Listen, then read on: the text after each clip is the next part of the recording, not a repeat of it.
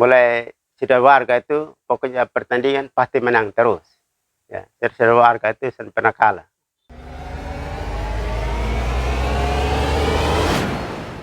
Shalom.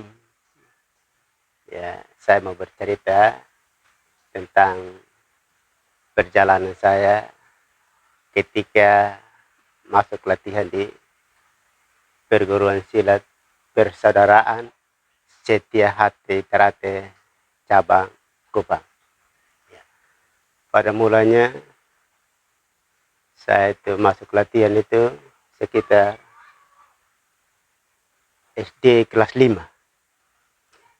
Dan kelas 5 itu masuk pertama itu masih tingkat polos. Dan dulu potong latihan ini bukan seperti sekarang ini. Masuk latihan 5 atau 6 bulan, potong langsung naik sabuk. Ini potong mau naik satu tingkat saya itu sekitar 1 tahun lebih. 1 tahun lebih baru bisa naik jambon, sekarang bisa 2 tahun. Tetapi kita lihat bahwa memang kalau dasar itu paling penting. Saya awalnya masuk latihan itu di Selam, di panti asuhan di Selam itu. Itu yang pelatih saya pertama itu kakak Uni Sartian bersama kakak Mikael Baksuni. Itu sekitar saya sampai di Jambon. Dan ketika naik hijau, saya sudah beralih pindah di Fontaine sini. Di Fontaine, dan ini sering latih saya di situ kakak Isi, dan saya banyak ambil pelajaran dari KSI. Ya, karena beliau memang seorang seni bela diri. Ketika bertahan dimanapun kalau naik itu semua orang itu baik, bukan hanya SAT saja bukan, tapi dari semua kalangan persekutuan pasti paling senang dengan beliau. Bahkan beliau juga keluar sebagai pesilat terbaik ETT, bahkan sampai wasit nasional karena seninya beliau yang sangat luar biasa. Jadi saya senang, makanya ketika itu saya hijau, saya pindah di Fontaine dan ditangani oleh KSI sampai saya jadi seorang warga S1 pada tahun 1992. Dan itu kami hanya 3 orang, saya dari Amsterdam juga dengan kakak Pit Nahak, disahkan di Madiun tahun 1992. Mulai sudah warga itu pokoknya pertandingan pasti menang terus. Ya, sudah warga itu tidak pernah kalah. Waktu itu beta kelas A tuh, jadi sampai itu juga tidak ada pertandingan lagi. Jadi saya tidak ikut lagi. Tidak ada pertandingan, jadi saya berhenti. Orang bilang kalau sampai ke ini petinju gantung sabuk sudah kelas A. Jadi saya pernah merasakan kekalahan sesudah jadi warga. Kebetulan pertandingan satu kali mau naik itu mesti lewat 4 sampai 5 kali naik panggung itu baru bisa jadi dapat juara 1. Memang sulit ketika naik itu, bertali tiba tepung kaki ini bengkak, ada yang retak, kaki seleo. Tapi kalau naik sampai atas botol sudah rasa lah, botol tapak terus sampai kapan habis ronde baru botol bisa rasa dia pun sakit itu. Luar biasa.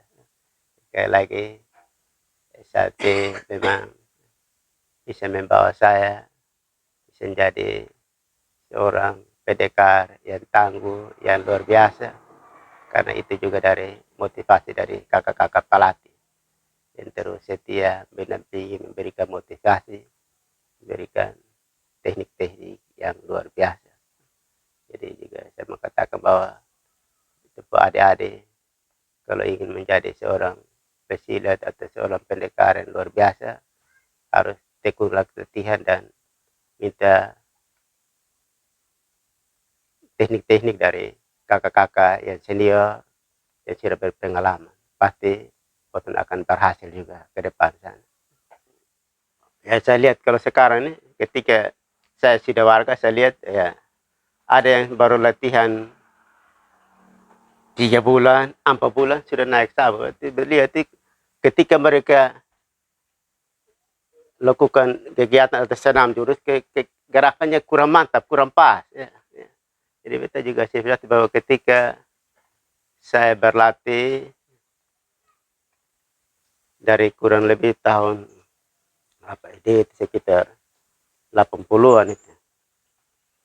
Jadi saya latihan dan akhirnya dari awal kami banyak ya, memang banyak ya, sekitar 100 orang kayak lebih, tetapi ketika itu sampai tingkat akhir mau disahkan, saya dan teman satu saja datang kata saya itu Rehabiam Sera ya, kami dua. Dan tahun 92 itu tidak salah itu tanggal, saya ada catat itu tanggal 3 Juli, tidak salah 3 Juli tahun 92 kami disahkan di Madiun. Dan itu saat itu juga saya baru naik kelas 3 Sembilan Negeri Kupang ya. Jadi ketika setelah disahkan, saya merasakan itu luar biasa, beda dari sebelumnya. Jadi selama latihan ketika itu saya tingkat hijau, saya pernah ikut latihan. Ikutin apa? Ikut pertandingan di THR.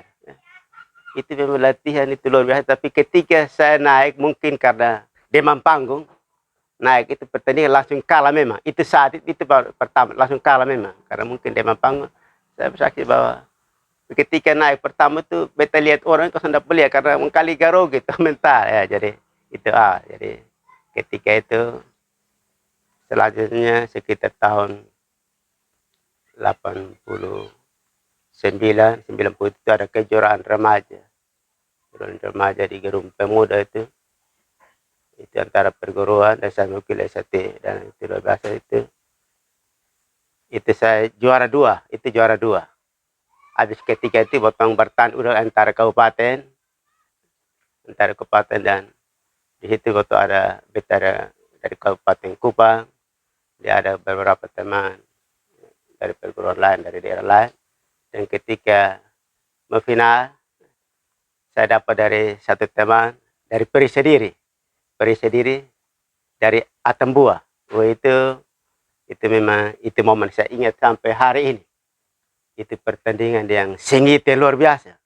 Ketika mau keputusan juara, memang di catatan semua wasit juri 5 itu saya di atas kertas saya menang. Tetapi dari Perisediri mereka tidak terima.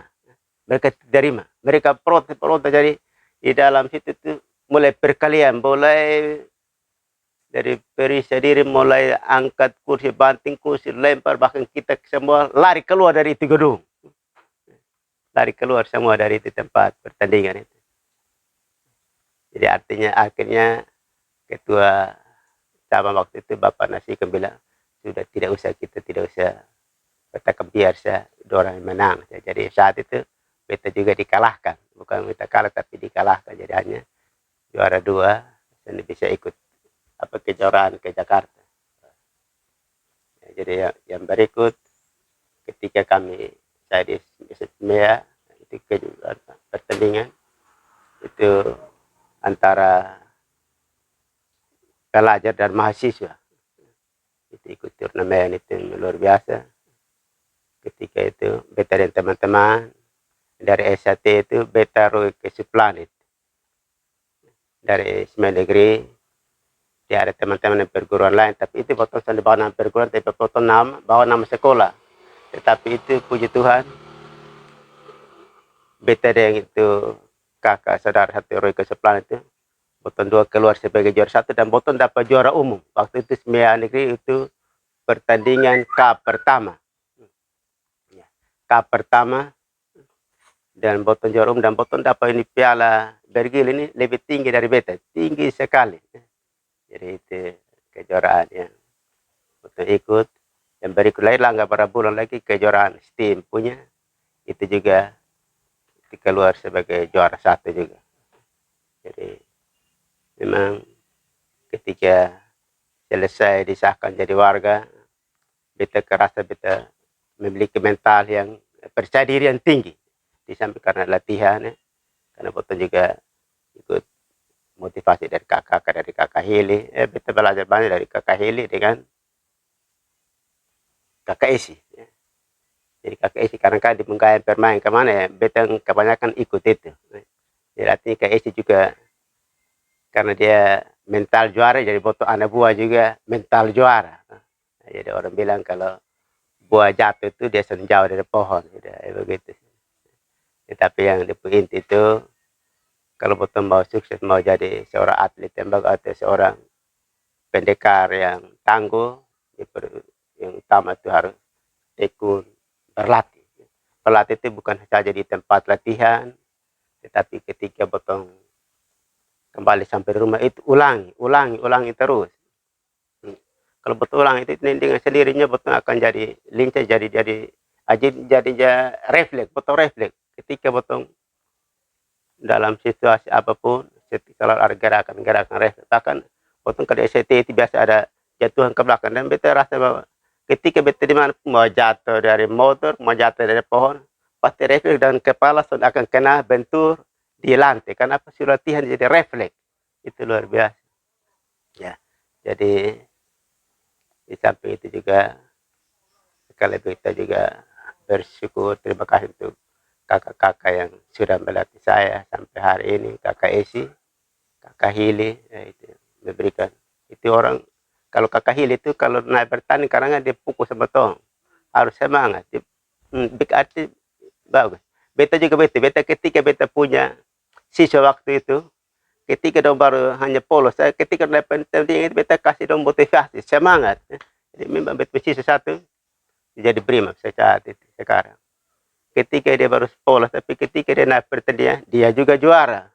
Kenapa? Ketika potong, kalau sudah memiliki mental juara, potong pun ketika potong didik, potong pun anak buah yang di bawah juga mereka juara. Kita ambil hikmah juga dari KSI juga dari Kahili.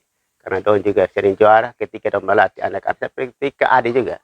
Kak Adi kan ya, bisa juara seperti bisa sampai di PON karena seni, karena apa? Gerakannya ikut KSI. KSI memang kalau naik pertandingan dia pun seni itu kan luar biasa tuh. Jadi kayak kadang-kadang separuh Kak Adi Botol juga ikut itu. Jadi kita juga sampaikan kepada teman-teman semua PSAT dimanapun berada, terus semangat untuk berlatih, dan kalau ada siswa-siswa terus juga semangat untuk berlatih, jangan berlatih semangat saja di tempat latihan, tetapi harus di rumah juga harus lebih tekun berlatih. Karena di tempat latihan kan butuh waktu terbatas. Dulu itu kan kalau beta masih latihan itu, kalau sudah pulang rumah itu pagi sore itu potong batandang rame di dan teman-teman. Beta kan artinya kan anak dari panti. Ketika pulang itu beda teman-teman potong sama latihan, potong mulai sparring. Jadi potong sparring seperti apa betul tendang betul-betul sampai potong taban-taban. Tapi itu bukan untuk menyakiti, tapi namanya potong si biasa. Kalau latihan SCT itu biasa dia pun namakan sambung. Jadi potong kalau habis latihan itu kalau ada sambung ke barna sudah enak. Ya. Barna sudah enak. Kalau ketika ada sambung itu baru seru. Jadi ketika potong terbiasa dengan sambung, berarti ketika dalam pertandingan potong juga sudah terbiasa. Yang berikut sekali lagi yang terakhir kita sampaikan kepada semua teman-teman